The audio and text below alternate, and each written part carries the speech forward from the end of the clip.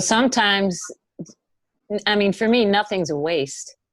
No. Because even seeing what you're not can give you the opportunity to see what you are, because sometimes the more that you recognize what you aren't and you're seeing it as passing, somehow there's a sense of who you are. And That's it's right. not moving or changing. So even if you're in the midst of the worst of it, it's at some point, even if it's fleeting, that the recognition is fleeting.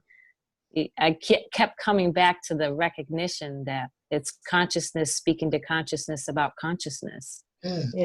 And even just remembering that, even if it's just a memory and, it's a concept, it brought an ease. It brought a sense of peace to me during the day.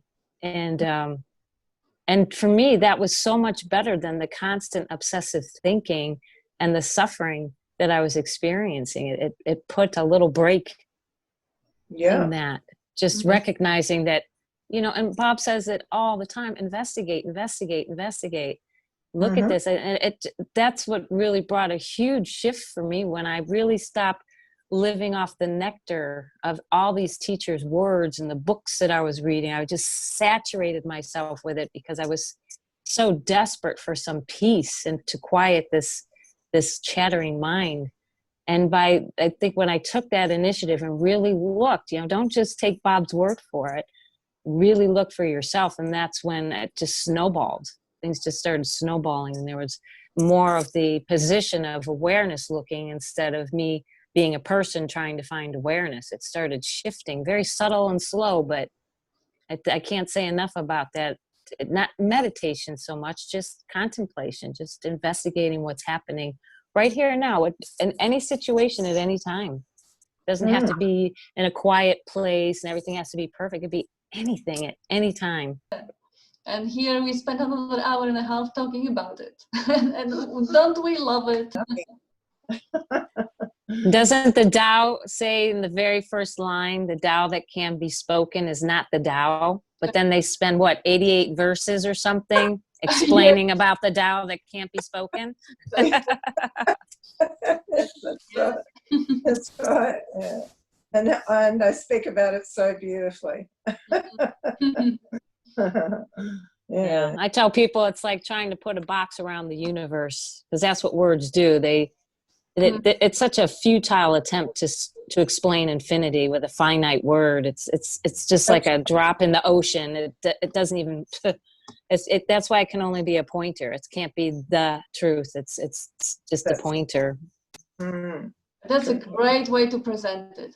And that's the mystery, And my understanding is it's just pure love and energy, just shaping us all this for no reason except that it can. It's boundless. It is.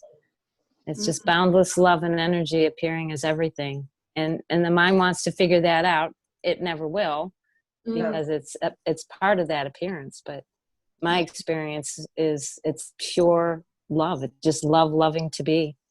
Yeah, loving to be. That's a good way to put it. Yeah, I like that. Loving to be. And it's non-conceptual. It's just pure isness. There's no time. There's no space. There's no thought about it. It just keeps expanding and expanding. There's just no end to it. Every time you think, God, it can't get any bigger than this, it gets bigger, for lack of a better word. Yeah.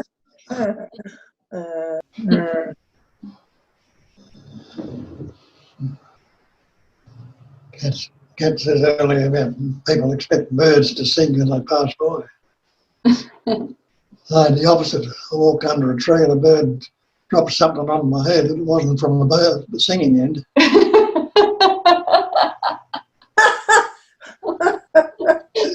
That is the sign. You are enlightened. That's good luck. How often does that happen to you? I'm going to stop walking under the trees with you. They say if a bird shits on you, it's good luck, Bob. Bird shit is a good luck. What if it poops in your coffee?